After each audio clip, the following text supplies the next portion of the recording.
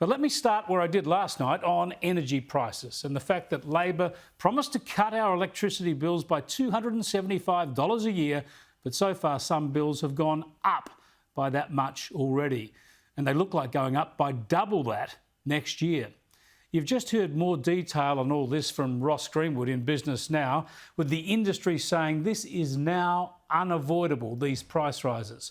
And all this will, of course, create real pain for households and businesses. And today the Treasurer talked about it, saying he feels your pain, but he looks to blame others.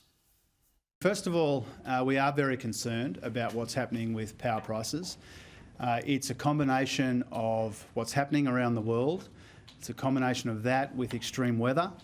And frankly, these are the costs and consequences of a decade now of denial and delay when it comes to having a stable policy environment. This bloke is in energy denial, science denial when it comes to our electricity market, because he thinks the problem is that we don't have enough renewable energy. He ignores the real problem: closure of coal and gas generation, extra reliance on intermittent renewables, and huge costs for transmission infrastructure and the storage of renewable energy, and the high costs, of course, for peaking power to fill in the gaps. And he promises just to do more of the same, to double down on climate policies instead of delivering reliable and affordable power.